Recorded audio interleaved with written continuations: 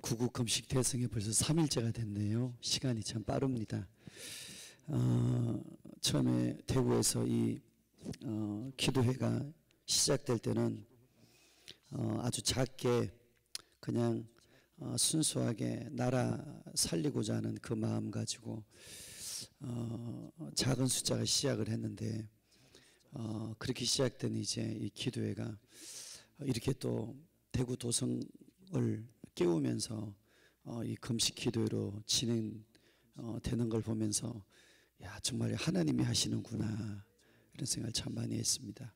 대구 초교파 1600 기도회, 그리고 실천 목회, 우리 대구 실천 목회 연구원 우리 목사님들, 그리고 이제 부산에 있는 우리 또 구국 기도팀, 그 우리 세 팀이 주축이 되고, 그게 또 우리 대기총, 경북기총, 또 대구 성시와 운동본부, 극동방송, 국민일보, CTS, CBS, 모든 이 기독교 기관들이 다 연합해서 이렇게 하나님께서 똘똘똘 뭉쳐가지고 이렇게 해주신 걸 보니까 야, 정말 하나님이 하나하나 하시는구나.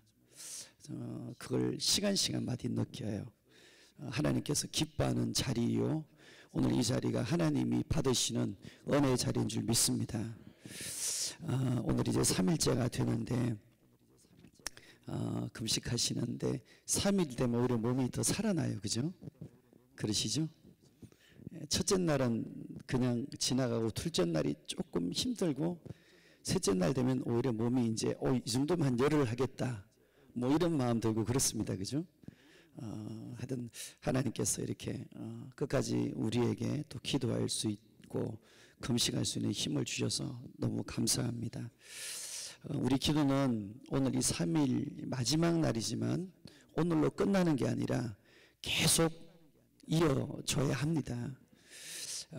어제 박군 목사님 통해서 우리 이정훈 교수님과 대화한 내용 말씀해 주셨는데, 미국 트럼프 대통령이 북한과 정전협정을 하려고 하는 것을 미국에 있는 많은 정말 목사님들이나 귀한 일꾼들이 가까이서 접근해서 그거를 막으려고 애를 써도 고집 강한 대통령이잖아요. 그 고집 못 꺾는 대통령인데 좌절할 만큼 불가능해 보였는데 하나님께서 그 회담 가운데 개입하시니까 왕의 마음이 하나님께 있으며 하나님이 뒤집어 버리니까 놀랍게 그 회담 끝부분에 하나님께서 이 땅을 사랑하셔서 기도를 받으시고 하나님이 또 우리에게 기도를 응답하시고 기회를 주신 줄 믿습니다.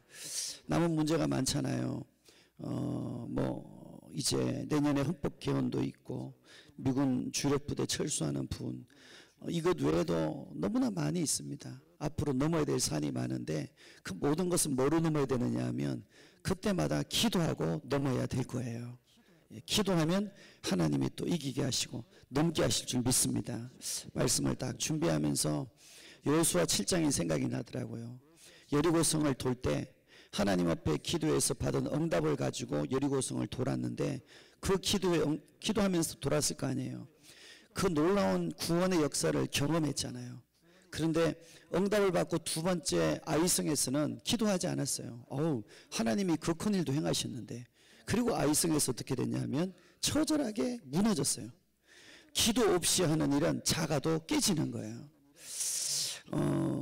열왕기상 13장에 보면 엘리사가 죽게 될 때 요시야 왕이 엘리사 선지자에게 와서 울면서 이스라엘의 병거와 마병이요, 왜냐하면 이스라엘의 그 기도를 통해 나라를 지키던 귀한 선지자인 걸 아니까 눈물 흘리면서 애달파는 모습을 볼 때 이 죽어가던 엘리사가 마지막 왕에게 말하죠. 왕이시여, 활과 화살을 가져오십시오. 그리고는 그 화살을 쏘게 하고, 바로 이것이 아람과 싸우게 되는 바로 그 이제 징표인데, 왕이 이제는 그 활을 들고 땅을 내려치십시오.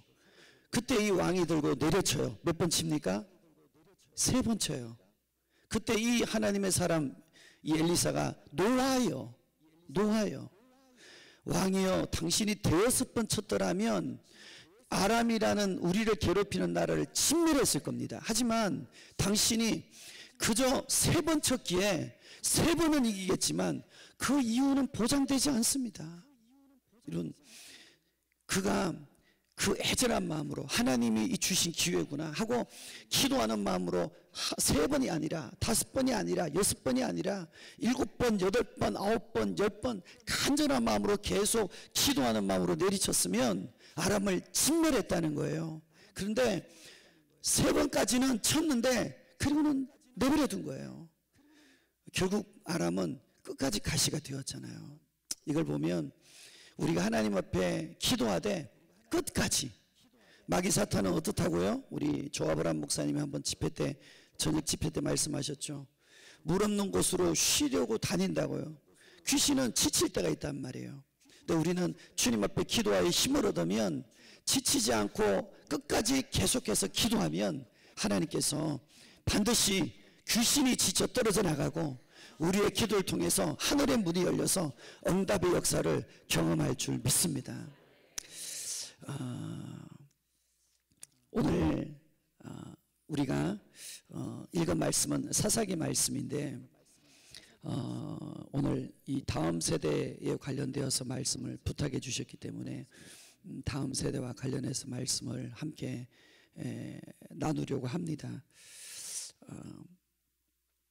우리 아이들이 이 시대에 참 어둠에 깊이 젖어 있어요. 요즘에는 이렇게 한 번은 전철을 탔는데 전철을 타고 이렇게 대구에서가 아니라 대구에서는 전철 탈 일이 별로 없었고 서울에서 이제 사역할 때였는데 한 번은 전철을 탔는데 서서 이렇게 가다 보니까 사람들이 핸드폰을 하더라고요. 이렇게 무심코 앉아 서 있다가 핸드폰 하는 사람이 몇 명일까 하면 세 봤어요. 서 있으니까. 그래서 한 사람 한 사람 이렇게 쭉 보니까 놀랍게 제가 서 있던 그 한 10명 정도는 앉잖아요. 쭉 10명 정도 앉는 그 자리에 제 기억에 벌써 한 10년 가까이 됐으니까 제 기억에 거의 그 줄은 다 이걸 하고 있더라고요.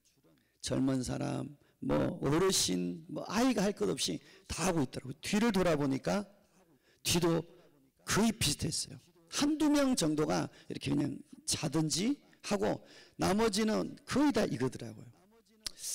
그런데 스마트폰이 주는 유익도 있겠지만 사실 우리 아이들이 스마트폰을 가지고 보면서 영적으로 많이 피폐해져요. 못 볼 것을 많이 봐요. 이제는 소돔과 고모라 땅이 따로 없어요. 그냥 스마트폰 들면 소돔과 고모라 땅으로 그냥 들어가는 거예요. 그만큼 이제는 시대가 악해요. 동성애, 엄난, 게임, 잘못된 사상, 잘못된 교육들이 아주 판을 쳐요. 그런데 그 배후를 가만 들어가면 뭐가 있냐 하면 그 배후에는 악한 영의 역사가 있어요. 반드시 그 역사가 있어요. 예전에 제 아내와 함께 어느 한 분이 이제 교회를 잘 나오시다가 교회를 잘 뭐 어떤 사유인지 뭐 말은 잘 안 하시고 이제는 교회를 좀 뭐 못 나가게 된다고 이야기를 하셔서 신방을 했습니다.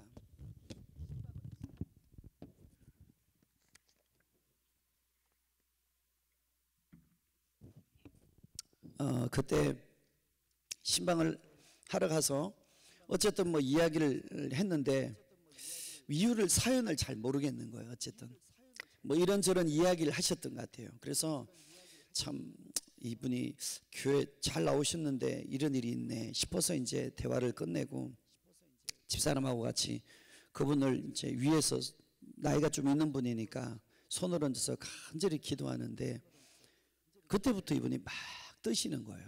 아, 이 악한 영이 역사하는구나 싶어서 축사하면서 간절히 기도하고 떠나갈 때까지 기도했어요. 결국은 축사하고 떠나가고 그리고 이제 회복이 되더라고요. 그런데 이분이 그 이후에 바로 하셨던 말씀이 뭐냐면 목사님 이번 주부터 교회 가겠습니다.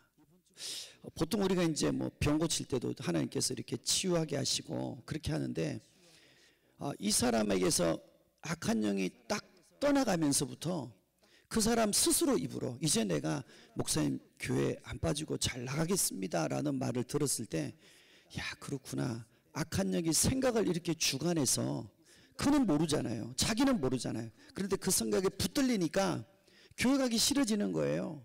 교회 안 갈 이유들이 나오는 거예요. 사단이 이 생각을 사로잡는 거예요. 사단이 요한복음에 보면 가룟 유다의 마음속에 예수 팔려는 뭘 넣었어요? 생각을 넣은 거예요. 예수 팔려는 생각을 넣듯이 이 어른에게, 아직은 좀 영적인 세계가 어두운 분이니까 교회 가기 싫어하는 마음을 넣은 거예요. 이런저런 이유를 함께 넣은 거죠. 내가 이래서 교회를 못 간다, 저래서 교회를 못 간다. 그런데 기도할 때 드러나고 떠나니까 본인 안에 제정신이 들어온 거죠. 그러니까 교회 오겠다고 하시고 그로부터는 제 기억에 거의 안 빠지고 꾸준하게 나오셨어요. 여러 가지 이런 목회하다가 보면 겪는 일들 가운데 그분을 통해 분명하게 경험되었던 게 바로 요한복음 그 13장의 말씀, 사단이 가룟 유다의 마음속에 예수 팔려는 생각을 넣었더니 라는 것이 말씀이 딱 생각이 나더라고요. 여러분, 사단은요, 앞에는 동성애, 앞에는 스마트폰, 앞에는 엄난, 앞에는 잘못된 사상과 잘못된 교육을 보여주지만 배후에는 악한 영이 무지한 사람들을 써서 그렇게 진행하는 거예요. 엄난에 물들게 만들고, 세상에 물들게 만들고, 스마트폰에 물들게 만들고, 잘못된 교육과 사상에 물들게 만들고, 동성애가 마치 아주 인간적으로는 합당한 것처럼 논리적으로 그럴듯하게 사람들의 생각과 논리를 사로잡아서 그들의 생각을 움직이는 거예요. 그들의 마음 안에 그것이 뿌리 내리면 이제는 그게 견고한 진이 되는 거예요. 사상이 되는 거예요. 사단이 배후에서 역사할 때가 얼마나 많은지 모릅니다. 그래서 우리 아이들 동성애, 엄난, 게임, 잘못된 사상 배후에서 강력하게 역사하는 거죠. 사실은 이거는 아이들만 그런 게 아니에요. 우리나라도 똑같지 않습니까? 우리나라에 있는 이 동성애, 그리고 지금 있는 잘못된 사상, 공산 사상, 막스 사상, 이 좌파적인 사상, 이런 사상들은 그 배후의 악한 영이 그들의 논리와 이성과 지성을 사용해서 왜곡된 지성, 왜곡된 생각, 왜곡된 논리를 가지고 그들 안에 합리적인 것처럼 들어와서 그들 안에 이것이 바른 것처럼 해서 나라를 뒤집는 거예요. 그러니까 배후에 이들이 알고 쓰이겠어요? 모를 거예요. 내가 마귀에게 쓰인다는 걸 어떻게 알겠어요? 마귀가 있는 것도 모를 텐데. 그러니까 알지 못하는 사이에 잘못된 교육과 사상에 물들어서 그냥 그것이 옳다고 생각하고 쓰임받는 거예요. 그러니까 사실은 우리가 싸우고 우리가 대적해야 될 대상이 누구냐 하면, 실제로는 앞에 있는 잘못된 정치인이나 어떤 위정자들이 아니라 그들도 알지 못하고 그들을 사용하고 있는 배후의 악한 영이 우리가 싸우고 대적하고 승부하고 물리쳐야 될 진정한 영적인 원수요, 우리의 영적인 대적인 줄 믿습니다. 우리가 이걸 잊으면 안 돼요. 정말 잊으면 안 돼요. 그래서 에베소서 6장에도 우리의 씨름은 혈과 육에 대한 것이 아니요, 우리의 씨름은 정사와 권세와 이 세상의 어두움의 주관자들과 하늘에 있는 악한 영들에 대한 것이라. 여러분, 그렇죠? 가정 안에 믿지 않는 남편이 모질게 박해한다, 그러면 우리가 그 남편을 미워해야겠어요? 아니죠. 그 알지 못하게 쓰임받고 있는 그 남편 배후에 있는 악한 영을 예수 이름으로 결박하고, 그리고 그 영혼은 불쌍히 여기고, 그리고 그 영혼을 위해 기도할 때 그를 붙들고 있던 악한 영이 예수 이름의 능력 때문에 힘을 잃고 언젠가는 떠나가겠지요. 그날이 교회하는 날이고 예수 믿는 날이 되겠지요. 한 가정만 아니라 교회나 직장도 마찬가지겠죠. 무던히도 괴롭히는 사람이 있잖아요. 직장 상사가 괴롭힐 수도 있잖아요. 교회 안에서도 본의 아니게 그런 일이 생길 수 있잖아요. 정말 힘들게 하는 사람이 있을 때 그 사람은 어떤 사람이에요? 그 사람이 우리가 미워하고 싸워야 될 대적이 아니라 누구예요? 그 사람도 알지 못하는 사이에 그에게 미운 생각을 집어넣고 잘못된 생각을 집어넣어서 직장에 쓰든지 교회에 쓰든지 관계를 불편하게 만들어서 분열시키고 이간시키게 하는 배후에 있는 악한 영이 우리가 대적하고 미워하고 싸우고 물리쳐야 될 진정한 원수인 줄 믿습니다. 그렇게 본다면 이 나라도 마찬가지죠. 위정자들에 대해서 잘못된 정치를 할 때 그 길을 향하여 우리가 막 미워하고 그 길을 향해서 우리가 원수처럼 여기고 우리가 그거에 대해서 우리가 감정적으로 대응하다 보면 결국은 어떻게 되겠어요? 우리의 싸움이 혈과육에 대한 싸움으로 전락되기 쉬운 거예요. 그들이 그냥 미움의 대상이 되는 거예요. 그들은 알지 못하고 쓰이는 거예요. 그들은 어떻게 보면 불쌍한 사람들이에요. 예수가 없기 때문에 불쌍한 사람들이에요. 그들은 예수 생명이 없기 때문에, 그들은 사단이 붙들고 있기 때문에 불쌍한 사람들이라고요. 그러니까 우리가 그들을 대적하는 게 아니라 그들을 향하여 우리의 감정이 그냥 상해가지고 그냥 편가르게 하다가 그냥 막 미워하고 정죄하고 막 나가는 게 아니라 바르게 분별은 해야 되지만, 바르게 판단은 해야 되지만, 우리가 기도하지만 정말 대적하고 미워하고 쫓아내는 존재는 그들을 사용하고 있는 악한 어둠의 권세인 것을 우리는 절대로 잊지 말아야 할 줄 믿습니다. 예, 우리 이걸 잊지 말아야 돼요. 안 그러면 우리가 열심을 내는데 그 열심이 우리 안에 혈기가 나와가지고, 우리 안에 그 열심이 하나님의 열심이 아니라 내 열심이 되어가지고 그만 사람에 대하여 우리가 대적하고 때로는 미운 마음으로 인해서 하나님의 열심보다 내 열심이 앞서서 오히려 그것이 하나님의 의를 가려버릴 때가 있잖아요. 얼마든지 우리의 모습 속에 그게 있잖아요. 그래서 우리가 참 잘 분별해야 될 줄 믿습니다. 여러분, 우리가 대적하되 우리가 정말 대적해야 될 존재는 정사와 권세와 이 세상의 어둠의 주관자들과 하늘에 있는 악한 영들, 마귀와 사탄과 귀신들이 바로 우리가 정말 대적하고 물리치고 이기고 선포해서 쫓아내야 될, 그래서 우리가 기도하는 거잖아요. 그래서 오늘 우리가 여기 와 있잖아요. 안 그러면 우리가 어디 가야 되냐면 우린 여기 있으면 안 되고 맨날 시위만 해야 되잖아요. 하지만 그 시위가 필요할지는 모르지만 결국 역사를 바꾸시는 것은 우리의 울부짖는 기도와 예수 이름으로 대적하는 기도와 하나님 앞에 간구하는 기도가 하늘의 문을 열고 하나님의 뜻을 이룰 줄 믿습니다.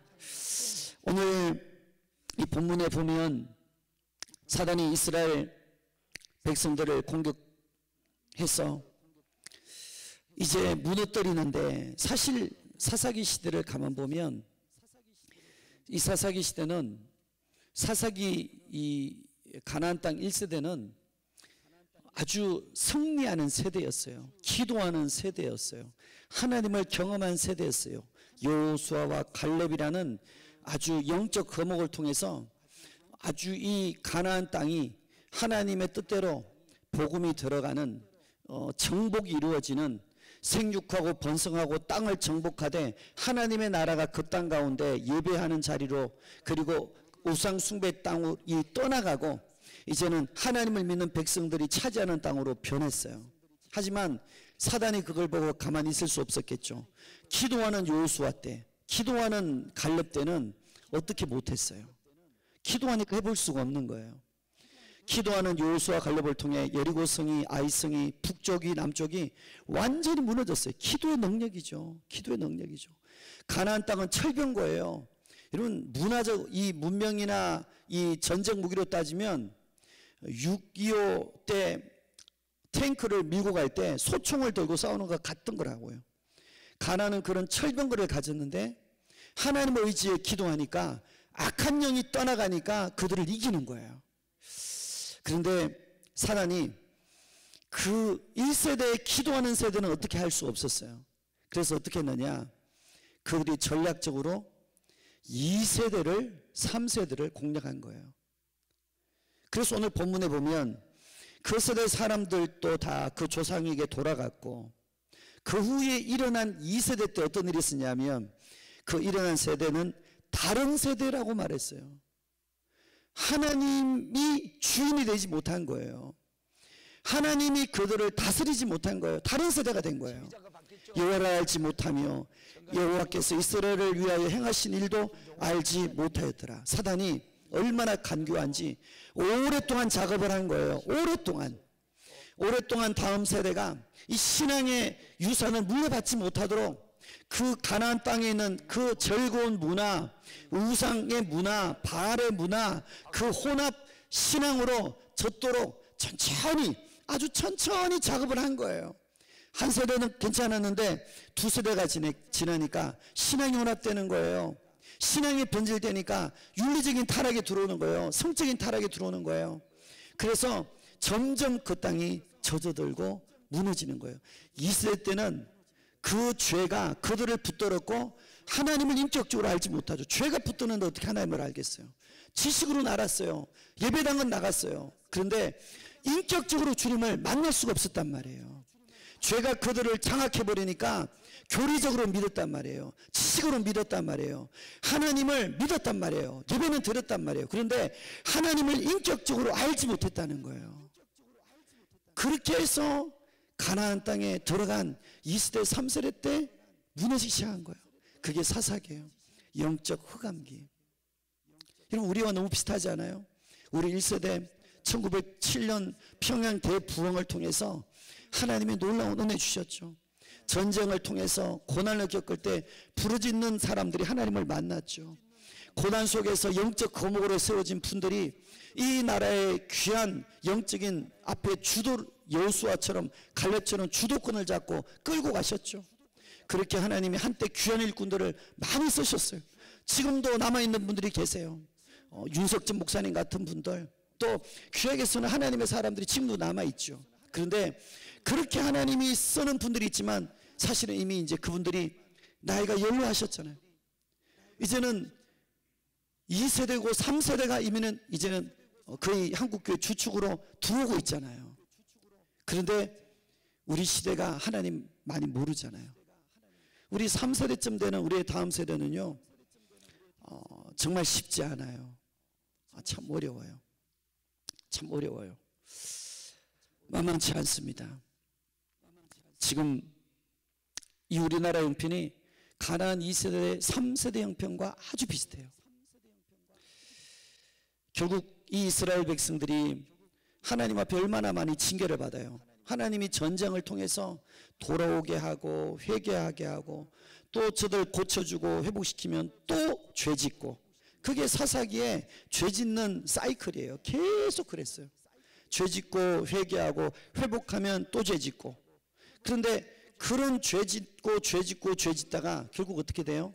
결국 이스라엘은 무너지고 말아요. 무너지고 말아요. 가나안 땅을 잃어버리고 말아요. 사단이 지금도 그 방법을 사용하는 거죠. 여러분, 하나님의 백성은요, 결코 세상이 저주할 수 없습니다. 할렐루야. 우리 안에 하나님의 이름이 있기 때문에 세상이 저주하지 못해요.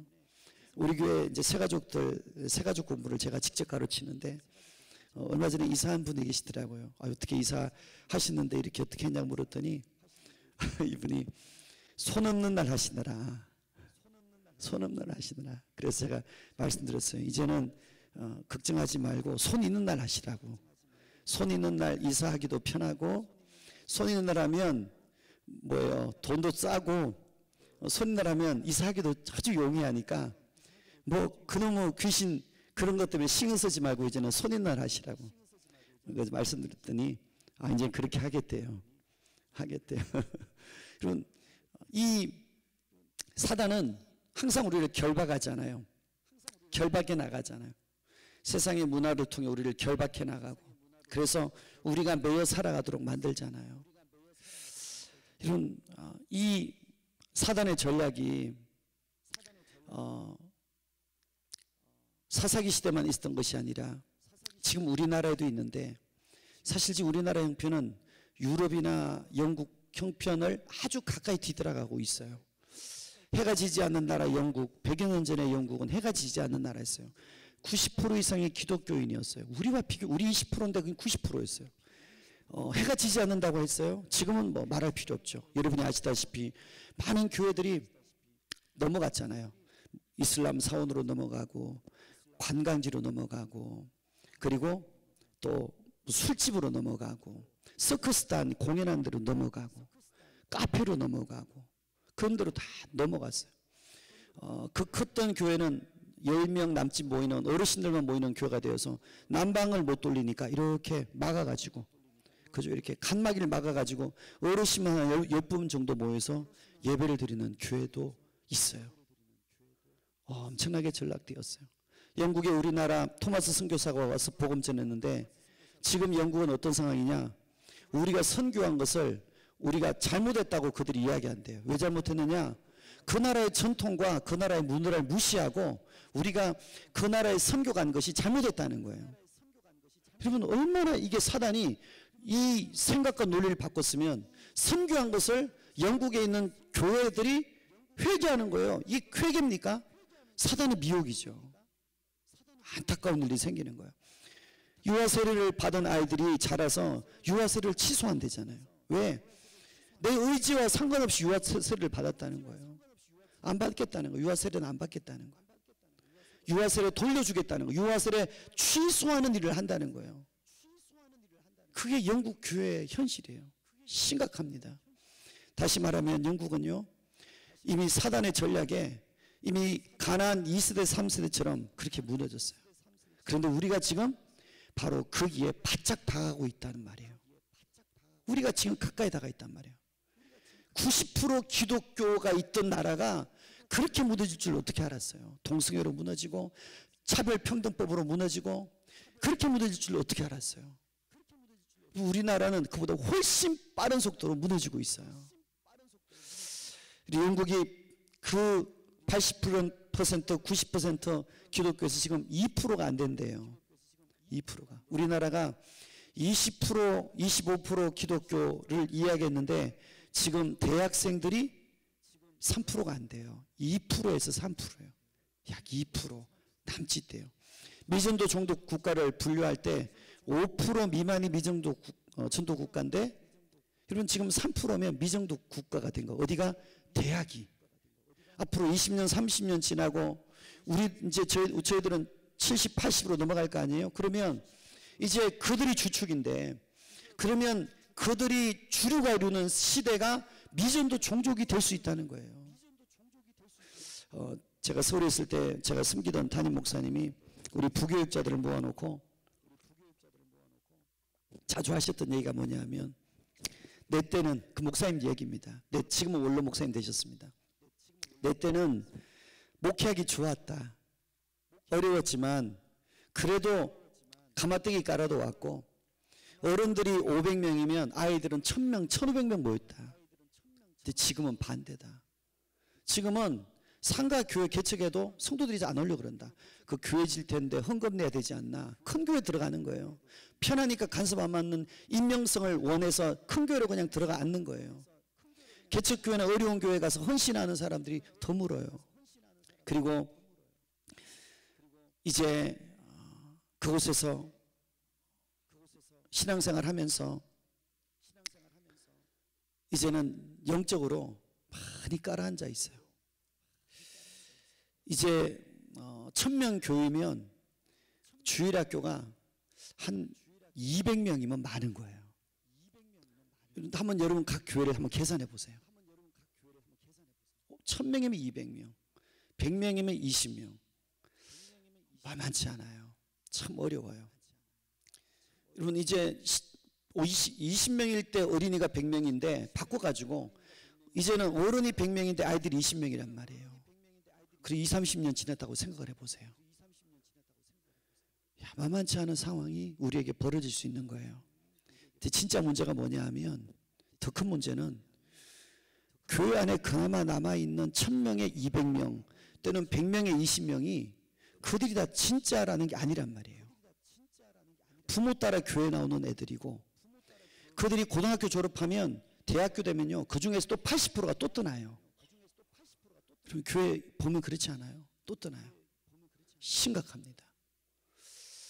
왜 그러느냐? 결국은 그들이 주님을 인격적으로 만난 적이 없고 하나님의 은혜를 경험한 적이 없는 거예요. 여호와를 알지 못한 세대가 된 거예요. 그러니까 진짜 문제가 뭐냐 하면 숫자가 적은 게 문제가 아니라 교회 안에 회개의 역사가, 생명의 역사가, 성령의 역사가 사라진 것이 안타까운 거예요. 여러분, 영국이 무너진 이유도 달리 무너진 게 아니에요. 영국이 무너진 이유도 결국은 교회 안에 회개의 역사가 사라진 거예요. 기도가 사라진 거예요. 성령 역사가 사라진 거예요. 아이들이 주님을 만나는 일들이 별로 없는 거예요. 이번에 저희 교회가 수련회를 어디로 갔냐 하면 흰돌산 기도원으로 우리 중동부, 고동부 청년부를 보냈어요.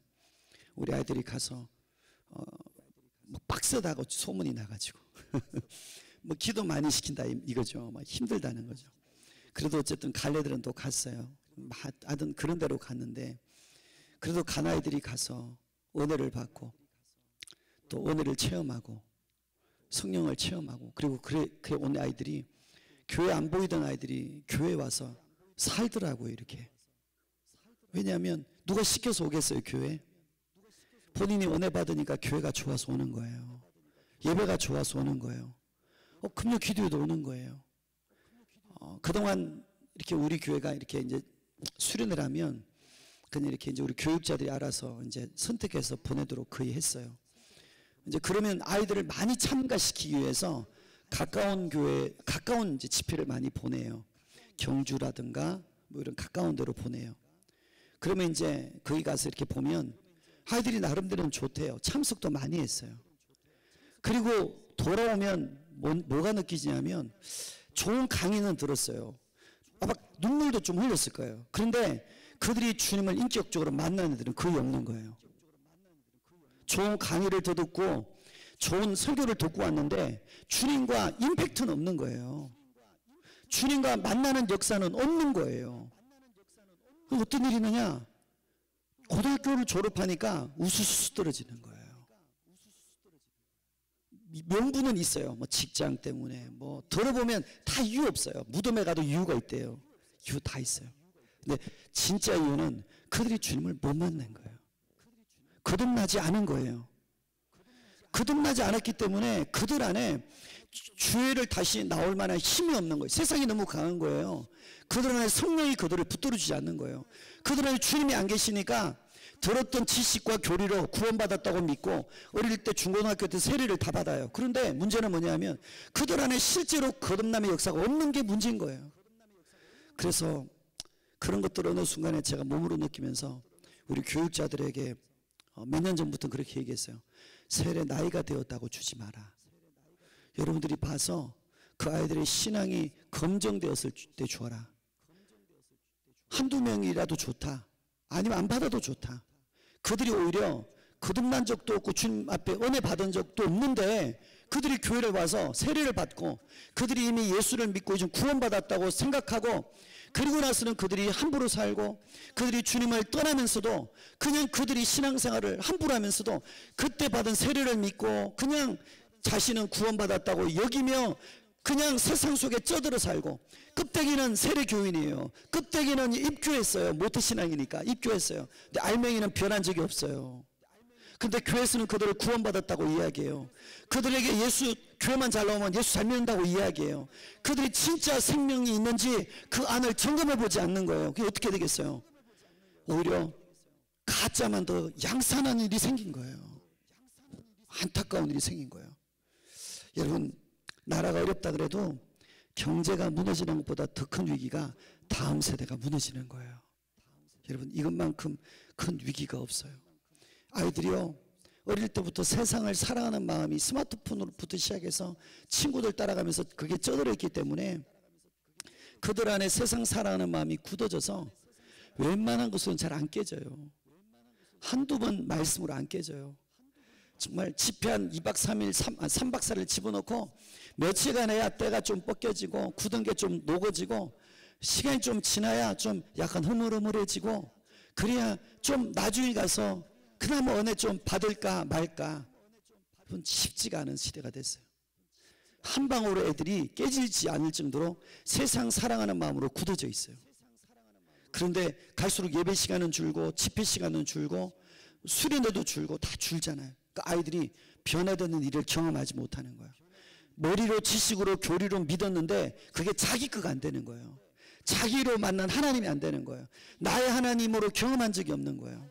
이게 사실은 다음 세대가 무너진 가나안 땅의 비극이고 영국 땅의 비극이고 이 나라 바로 우리 눈앞에 있는 비극이에요. 여러분 앞으로 통일 한국이 될 거예요. 어떤 형태든 될 거예요. 북한 땅에 설렸던 지하교회 눈물을 받으셨기 때문에 하나님 어떤 모양이든 통일을 이루실 텐데 문제는 통일이 있다고 생각해 보세요. 통일이 되었을 때 통일이 되면 북한에 있는 아이들은요 사상으로 쩌들은 아이들이에요. 북한에 있는 아이들은 사상으로 아예 무장한 아이들이에요. 그 아이들이 공산사상 잘못된 주체사상에 쩌들어 있는 아이들이요. 그들이 오늘 이 어설프게 그냥 믿고 있는 이 다음 세대 아이들과 만났을 때 이야기하고 대화하면 어디로 끌려가겠어요? 그들이 예수 믿겠어요? 세상 사랑하는 마음으로 굳어져 있는 이 아이들이 그 오히려 잘못된 주체사상 같은 공산사상에 훨씬 매료되어서 그들의 논리와 이성의 그 잘못된 이론에 이끌려가지 그들 안에 성령의 역사가 없는데 어떻게 그들을 끌어오겠냐고요. 통일이 된다고 할지라도 앞으로 다음 세대의 주역은 어쩌면 우리 다음 세대가 이제 통일의 주역인데 그들이 이 세대를 끌어가야 하는데 그 시간이 지날수록 우리 안에 그 생명이 다음 세대에 없으면 어떻게 되냐면 끌려가는 거예요. 끌려가는 거예요. 그 잘못된 사상이 끌려가는 거예요. 이 좋은 대한민국 남한 땅에 살면서도 그 똑똑한 서울대 연고대 그 엘리트들이 그 잘못된 사상에 붙들려 끌려가는 거 보십시오. 사상이 그렇게 무서운 거예요. 북한 내에서 온 아이들이 그냥 쉽게 우리 오면 마음이 다 풀어지겠습니까? 쉽지 않아요. 쉽지 않습니다. 그래서 이 시대 속에 정말 통일을 우리가 준비할 때 다음 세대를 향하여 우리가 가져야 될 통일의 첫 번째 뭐냐 하면 다음 세대가 거듭난 다음 세대가 되게 하는 것이 첫 번째예요. 다음 세대가 교회 온 것으로 만족하면 직무유기예요. 우리 목사님 저도 그런 마음이 있어요. 우리 교육자들에게도 그런 얘기예요. 교회만 왔다고 그것으로 출석 체크하는 거로 만족하지 말자고. 교회 왔는데 거듭난 적 없어요. 은혜 받은 적 없어요. 속이 안 바뀌었어요. 근데 세례 주고 집사 직분 주고 그리고 나중에 중직자 돼가지고 시간 지나면 안수입사 되고 권사 되고 장로가 되면 천국 갑니까? 지옥 가죠. 배나 지옥자식 만드는 거죠. 자기도 자기가 지옥 갈지 모르고 살아가겠죠. 끔찍한 일이 교회 안에 얼마든지 벌어지잖아요. 여러분 우리 아이들이 주님을 인격적으로 만나게 하는 것이 앞으로 다가올 통일을 준비하는 다음 세대를 향한 우리의 과제인 줄 믿습니다. 문제는 뭐냐면 다음 세대에 대해서 우리가 이 사실을 알고도 하지 않는 게 문제예요. 참 안타까운 거예요. 여러분 어떻게 하면 자녀 망하는 길로 보내냐 하면 이렇게 말하면 자녀한테 이렇게 교육하면 자녀 망하는 지름길이에요. 엄마는 있잖아 네가 공부 잘하면 나는 기쁘다. 엄마의 기쁨은 네가 공부 잘하는 거다. 그렇게 아이들에게 맨날 칭찬해주고 격려해주면 그 아이들은 망하는 지름길로 가는 거예요. 아이들은 네가 예수 잘 믿는 것이 내게 최고의 기쁨이다. 너희들이 진짜 사랑할 사람은 내가 아니라 하나님이어야 한다. 아이들에게 하나님을 사랑하도록 그들의 삶이 적어도 아직 인격적으로 주님을 만나지 못해도 가치관이나 지식적으로라도 하나님에 대해서 바른 우선순위와 가치관을 갖도록 가르치고 심어줘야 되는 거예요. 그래야 그들이 주님 만날 기회를 얻는 거예요. 문제는 뭐냐면 아이들이 대학을 가는데 누가 기도하는지 아세요? 부모가 기도하잖아요. 부모가 기도해요. 자녀는 기도 안 해요. 자녀는 공부하고 너는 공부만 해. 내가 기도해 줄게. 저희 교회는 수능 때 이렇게 수능을 위한 기도회가 따로 없습니다. 그 나름대로 의미는 있어요. 그런데 왜 하지 않았냐 하면 제 마음 안에 수능을 위한 기도회가 하는 교회에 대해서 제가 잘못했다고 말하는 게 아닙니다. 오히려 그게 좋은 전도의 기회도 됩니다. 다만 제 개인적으로 제가 하는 교회 입장을 얘기하는 겁니다. 오히려 수능 때 하는 그 기도가 어떤 특별한 효험이 있는 것처럼 여겨서 부모들은 뒤에서 와서 아침부터 저녁까지 막 기도하고 자녀들은 그렇게 3년 동안 교회를 안 나가고 지멋대로 그냥 공부만 하다가 그때 부모는 뒤에서 기도해주고 자녀는 기도 안 하고 공부만 하다가 그 부모의 기도로 대학을 가는 그런 그림이 좋아 보이지 않아서 하는 거예요. 부모는 기도하고 자녀는 대학 가는 공부를 해야 되나요? 그러니까 뭐가 안 되냐 하면 자녀들이 스스로 하나님을 의지하는 연습이 안 되는 거예요. 너는 가서 공부해. 내가 뒤에서 기도할게. 자녀들이 하나님을 인격적으로 만날 수 있는 1대1 관계를 열어주지 않아요. 내가 기도한대. 너 공부해. 그러니까 어떤 일이 생기느냐. 자녀들은 열심히 공부해요. 무엇을 위해서? 자기 야망을 위해서 공부해요. 그럼 부모는 왜 기도해요? 그 야망을 이루는 걸 도와주기 위해서 기도하는 거예요. 실제로 그들이 하나님의 이름을 말하지만 하나님의 영광을 말하는데 왜 그들이 여름에 되고 수련회가 되면 수련회에 안 보내요? 왜 그들이 은혜 받는 자리는 안 보내요? 학원 있으면 그냥 빠져요. 방과 후 공부 있으면 그냥 빠져요. 왜 그래요? 부모에게서부터 하나님을 경외하는 마음이 없다 보니까 하나님을 경외하지 않는 부모가 드리는 이 기복적인 기도, 그냥 아이들의 그 좋은 대학 보내가지고 세상으로 출세시키겠다고 뒤에서 그걸 위해서 아이들의 야망을 부추기는 기도의 도구로만 쓰임받는 부모의 기도를 어떻게 자녀가 거듭나서 변하겠냐고요. 불가능한 거죠. 부모 안에 하나님을 경외함이 없는데, 부모 안에 하나님을 향한 우선순위가 없는데 어떻게 아이들이 주님을 만나겠어요? 힘든 일이에요. 난센스. 어제는요, 어제 저 이제 섬김이다 보니까 이렇게 좀 기도 시간에도 조금은 움직여야 될 때가 있어요. 그래서 통성기도를 어제 밤에 할 텐데 여기 같아요. 이쪽 우리 여기 찬양대원들 있죠. 그 자리 쪽에 이쪽으로 와서 이제 사진을 찍고 이렇게 들어가는데 가운데 무릎 꿇고 기도하는 사람이 있더라고요. 보니까 어른이 아니에요. 제가 볼 때는 초등학생이에요. 남자아이예요. 그래서 학년은 제가 지금 정확히 모르겠어요. 3, 4학년, 4, 5학년 되었나? 바닥에 무릎을 딱 꿇고 여기 앉아서 막 기도하는데, 야, 이 아이가 소망이 있구나. 여러분, 그 집회 와서 무릎을 꿇고 기도하는 모습이요, 너무 부럽더라고요. 너무 부럽더라고요. 어제 오후였나요? 맞아, 저녁이었던 것 같아요. 하여튼 얼마나 사진을 찍었어요. 제가 대구 우리 그 카톡방에 올리려다가 오늘 새벽 1시에 말씀을 좀 마무리했는데 새벽 1시 보내면 또 깰까봐 까똑 깨잖아요. 그래서 지금 오늘 보내드리려고 안 보냈어요. 사진 일부러 뒤에서 찍었어요. 방해 안 하려고 뒤에서 이렇게 찍었어요. 아름답지 않아요? 이 맨 바닥에서 초등학생 아이가 회개하자고 할 때 무릎을 꿇고 손을 들고 기도할 때 하나님이 그 아이를 주목하지 않겠어요? 하나님은요, 이 나라를 살릴 때 준비된 사람을 통해 살리십니다. 하나님이 모세를 준비시켰잖아요. 요 어머니를 통해서 기도로 준비시키고 40년간 왕궁에서, 아니 결정적인 것은 40년간 미대한 광야에서 하나님을 의지하는 자로 준비시켜서 쓰셨잖아요. 요수아 40년 동안 모세 밑에서 광야에서 산전수전 겪어가면서 하나님을 의지하고 기도하는 광야 훈련을 통과한 이후에 더 쓰셨잖아요. 갈렙을 그렇게 쓰셨잖아요. 다니엘 하나님 앞에 3번씩 시간을 정해 기도하는 그 준비된 자가 되어 나중에 쓰셨잖아요. 요셉 그 고난 속에서 순결을 지키는 하나님 앞에 기도하여 하나님의 지혜와 꿈을 해몽하는 능력을 받아서 준비해 쓰셨잖아요. 저 아이를 보니까 그런 아이로 보이더라고요. 사랑하는 여러분, 오늘 여러분을 축복합니다. 바라기는 여러분의 자녀와 자녀손들이 그런 준비된 다니엘, 준비된 요셉, 준비된 다윗, 준비된 모세 같은 하나님 앞에 준비된 자들이 되어 다음 세대를 깨우고 다음 세대를 살리는 주님의 일꾼 되시기를 주의 이름으로 축원합니다. 여러분, 그거 누가 해야 되느냐? 부모에게 절대적인 책임이 있어요. 교회와 사역자들에게 책임이 있어요. 그럼 그거 하나님이 우리에게 책임 물으실 거예요.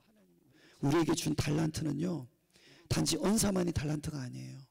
물질도 달란트예요. 시간도 달란트예요. 건강도 달란트예요. 직분도 달란트예요. 또 우리에게 주신 자녀도 우리에게 선물로 주신 달란트예요. 그 자녀들은 하나님 거예요. 하나님의 소유, 하나님의 자녀예요. 우리가 주님께서 우리에게 맡겨주신 거예요. 선물로 주신 거예요. 그 자녀를 하나님의 자녀로 양육할 책임을 누구에게? 우리에게 주신 거예요. 달란트예요. 다시 말하면 달란트는 왜 주신 거예요? 계산할 때가 있는 거예요. 우리에게 맡긴 그 자녀들에 대하여 내가 너에게 자녀를 맡겼지, 내가 너를 믿고 맡긴 자녀 어떻게 남겼나 보자 하고 계산할 때 땅에 한 달란트 파묻듯이 그냥 열심히 공부시켰고 하나님을 알지 못하는 아이로 세상에 나가버렸다면 그는 땅에 묻힌 한 달란트처럼 자녀를 키운 자로 하나님 앞에 계산될 거예요. 반드시 그럴 겁니다, 여러분.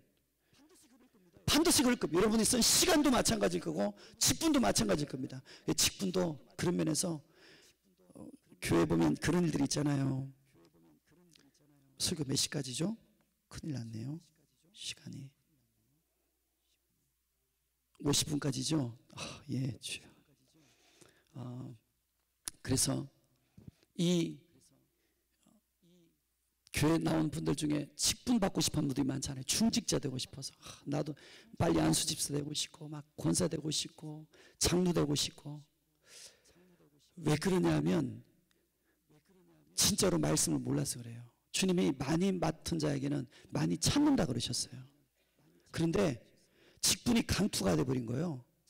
한국교회 직분이 강투가 돼버린 거예요. 하나님의 은혜가 없고 하나님의 성령의 은혜가 없으니까 직분이 기도하는 자리고 충성하는 자리고 섬기는 자리인데 군림하는 자리고 파워 행세하는 자리고 거기서 칼 휘두르는 자리가 되어서 하나님의 자리에 앉아서 교회를 좌지우지하는 거예요. 목회자들 쫓아내는 것도 내 힘이 있다 이거예요. 또 죄송하지만 또 목사님들이 개척하다 보면 또 그런 자리에 하나님 자리에 올라가기도 쉽잖아요.